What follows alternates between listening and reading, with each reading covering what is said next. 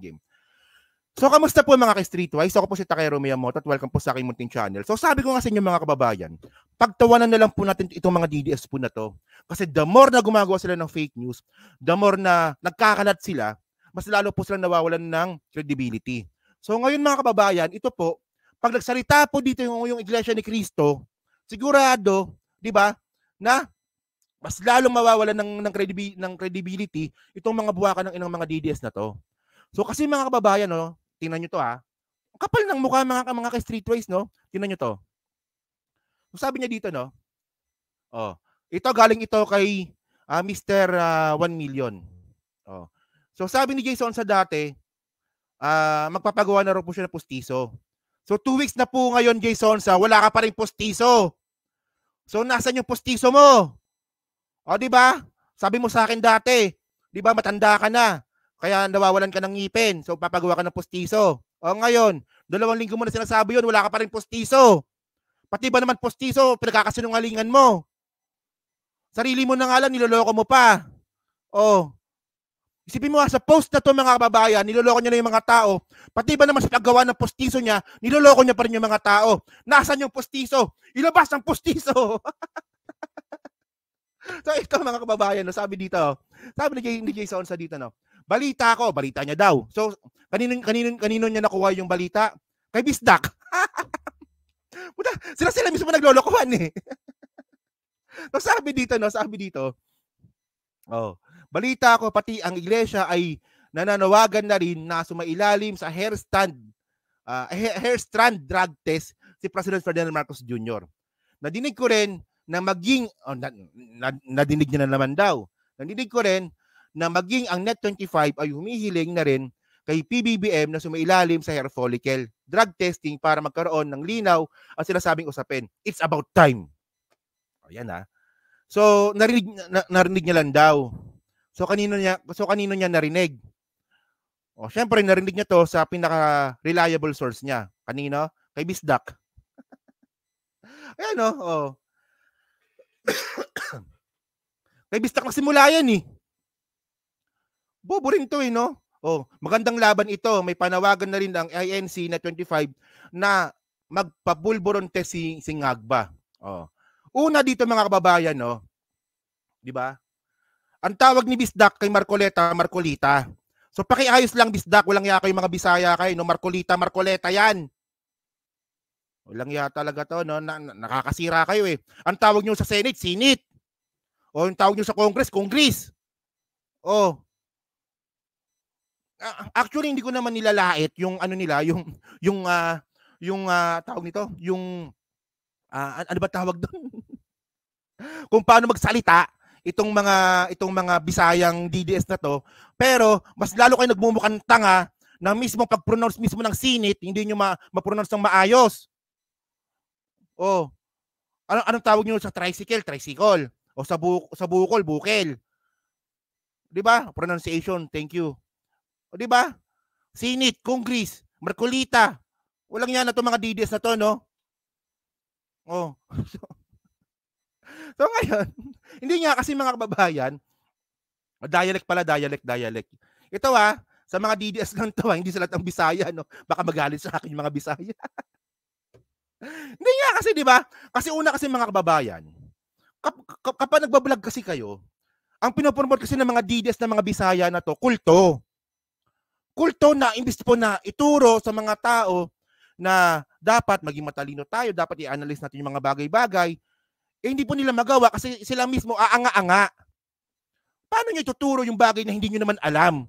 Paano nyo ituturo na hindi maging kulto kung kayo mismo kulto? So nasisira po, di ba, yung imahe ng mga Bisaya dahil po sa mga DDS po na to. Di ba? Walang yan. So ngayon mga kababayan, ito no? Oh. Ngayon, ito kasi ngayon mga kababayan, fake news kasi ito eh. Oh, so sabi niya dito, yung source nila dito, si Marcolita.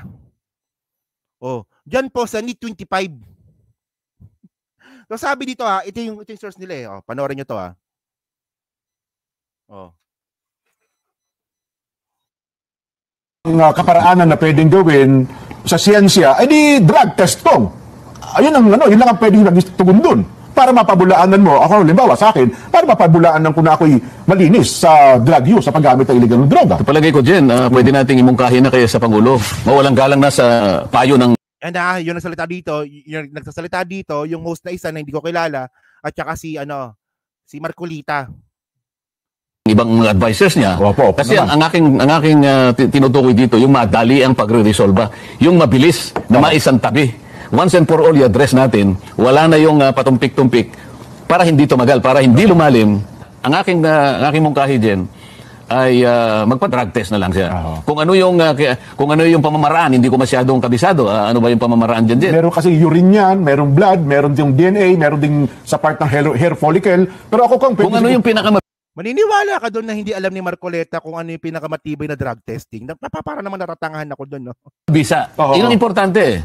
Kung ano yung pinakamabisa at kung ano yung pagtitiwalaan ng mga tao para sa ganun, kung ano man ang maging resulta, wala sila ngayong may mapupuna. Alam niyo mga kababayan, ito no, nagpa-drug test na po si PBBM dati, 2021 ata no, or 2022. So negative.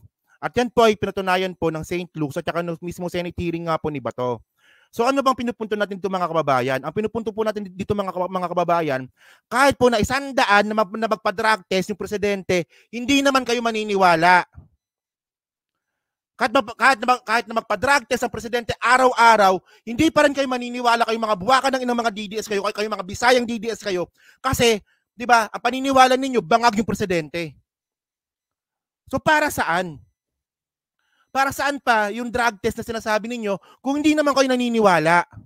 Kasi nga po, nakadikit na po sa utak ninyo kahit na anong mangyari, bangag yung presidente. So para saan? Para paniwalain or intindihin pa kayo ng presidente. Mga tatanga-tanga nga kayo. Una mga kababayan, kanino ba nagsimula yung issue po ng bangag issue na yan? Kay Duterte lang. Wala pong issue si PBBM, 'di ba? Nung siya po ay naging congressman, siya po naging senador sa droga. Nagsimula lang po 'yan kay Duterte. So ang point natin dito mga kababayan, kung sino nag-akusa, siya maglalabas ng ebidensya. So naglabas na nga so pinatulan na nga kayo kasi eleksyon. Nagpa-drug test. Hindi kayo naniniwala. So bakit pa magpapa-drug test ulit kung hindi rin kayo maniniwala? Engot din tong mga 'to eh. Kung bangag yung presidente para sa inyo, wala na kaming pakialam. Ganun lang yun. Hindi nga, di ba? So ngayon, ito mga kababayan. Ito kung babalikan po natin ito, sabi ni Bisdak at saka ni Mr. Postizo, INC daw po nagsalita. Una sa lahat mga kababayan, hindi naman po buong INC si Marcoleta. Di ba? Ibig sabihin ba, pag nagsalita si Marcoleta, ibig sabihin ba nun, INC na yon? Di ba, ang alam ko si Marcoleta, miyembro ng ICC. Pero, miyembro ng INC. Pero hindi siya yung INC. Mga bobo. Di ba? Ang papangit nyo na nga, ang bobobo nyo pa. Wala ka na kang pustiso, bobo ka pa. Walang yan to, no? So, ibig sabihin pala, nung pinasarado ni Marcoleta yung ABS-CBN, ibig sabihin pala nun, INC din yon? Ayun ba yon? Ayun ba yung point doon? Ang problema kasi dito mga kababayan, kinukumpara ninyo yung INC sa religion ni Kibuloy. Yung religion po ng INC, religion po yon. Yung kay Kibuloy naman, kulto po yon, magkaiba yon. Di ba? Akala kasi ng mga DDS na to, magkaparehas lang po yung kulto at saka religion, magkaiba yon. Mga bobo no? Ang bobo mga kababayan, sobrang bobo ng mga to. So ito ngayon, para lang makapanlito ng tao So ngayon mga kababayan, no, nung nire-review ko itong si Marcolita pala, sorry. Ito nagsalita si Marcoleta about sa ABS-CBN, di ba? Ito yung pinasarado ni Marcoleta, yung ABS-CBN. Pero ang tanong dito mga kababayan, bakit nung franchise hearing kay Kibuloy sa SMNI, wala kang sinabi? As in, wala kang sinabi. Di ba? Oh. Ayan eh. Ang ingay-ingay mo sa ABS-CBN, eh halos parehas lang naman ng violation, yung ABS-CBN tsaka yung SMNI, bakit wala kang sinabi? Oh, ano yan? Tapos mga kababayan, sabi niya pa dito, oh, ito pa malupit. Oh, preferential treatment, Marcoleta grills DILG for slow action versus airing Pampanga local execs. Okay? So sabi dito ni Marcoleta, no? Sabi niya dito, during the House Committee on Public Accounts hearing on Tuesday, June 25, Marcoleta questioned his slow action even as he noted that agency was quick to file a criminal complaint against Bamban Tarlac Mayor Alice Guo. Oh. So dito mga kababayan, meron po kasi isang local official po sa Pampanga na nirereklamo ni Marcoleta na bakit hindi pa raw po napapailan ng kaso. Pero bakit naman daw kay Alice Guo ang bilis-bilis? So yun nga, di ba? Meron kang sinabi doon sa isang government official sa Pampanga, pero sa Pogo tahimik ka. Hindi ka rin nagsalita sa Pogo, naghahanap po ako sa Google kung ano ba yung statement mo about Pogo. Ito lang nakita ko. Akala ko magaling to. Di ba? Sa SMNI walang sinabi. Sa Pogo walang sinabi. Oh, tapos meron pa ba dito? Oh, tapos sabi pa dito, kay Kibuloy walang sinabi. Oh, mag-aakusa pero tago muka. Marcoleta question Senate panel for presenting mask accusers versus Kibuloy. Akala ko ba matalino to? Nireklamo din po ni Marcoleta na yung bakit daw po doon po sa Senate hearing, bakit daw po nakatakip yung mga muka ng mga nag-aakusa kay Kibuloy. Kung di ka pa naman nag-iisip, kung ikaw pinapatay yan. So ano ba to Marcoleta? Akala ko ang galing-galing mo. Ano ba to? Nabusalan ka ba? Tatanong ako ha. Nabusalan ka ba? Magkano? Oh. Tatanong ako ha. Tatanong ako. At alam niyo mga kababayan, alam niyo kung nung nakakatawa dito. Kinontent din po ito ni Mami Peng. Si Marcoleta. Pagkatapos ng kinontent ito ni Mami Peng, may nag-message sa personal na personal na ano na cellphone number ni Mami Peng about kay Marcoleta. So parang nakakagulat lang no na paano malalaman ng isang nanonood lang sa mga vlogger yung cellphone number ni Mami Peng. Ako nagulat lang talaga ako doon. Oh.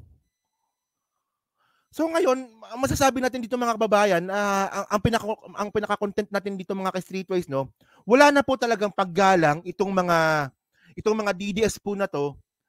Kahit po Iglesia ni Cristo po na nananahimik, dinadawit nila dito. Maniniwala ako na pag sinabi ng Iglesia ni Cristo na, oy, kuting, magpa-herpolical ka, maniniwala ako doon. Pero kung si Marcoleta lang, hindi ako maniniwala doon. Hindi naman buong Iglesia ni Cristo si Marcoleta eh. Kung makapanloko itong mga DDS na to, basta lang makapanloko, gagawin nila, maprotektahan lang po nila yung puon nila. So, ewan ko lang, no, medyo nakaka-disappoint lang mga kababayan. Medyo matagal ko na napapansin ito, pero tahimik lang ako nito.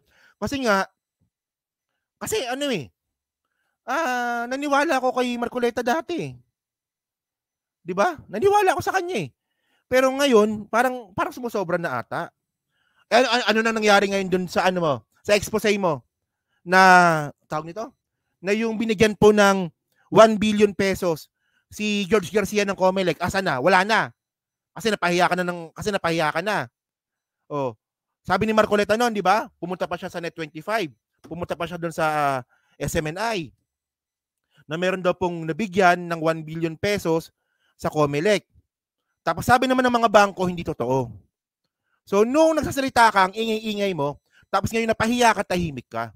Sana man lang, i-recognize mo na, ay teka lang, na misjudgment ata ako doon, medyo mali ata ako. Di ba?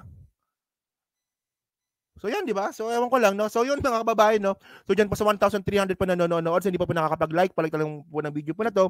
Dyan po sa Team Replays, ano nga po masasabi nyo nga po dito, sa katangahan naman ng mga DDS. Di ba? So, isipin nyo ha, di ba? Pati INC po, ginagamit na po nila. Oh. Eh paano pag nagsalita yung INC na wala kami sinasabi na ganyan? So pahiya na naman kayo. So, total wala naman kayo pakialam kahit mapahiya kayo kasi wala naman kayo pakialam sa credibility ninyo. Di ba? So yun mga kababayan, no? So maraming salamat sa inyo lahat. So pag-comment na lang po sa baba sa Team Replays at saka sa hindi pa po nakakapag-like, palike na lang po ng video pa na to. And then, thank you po. Kita na lang ulit tayo sa susunod po na video.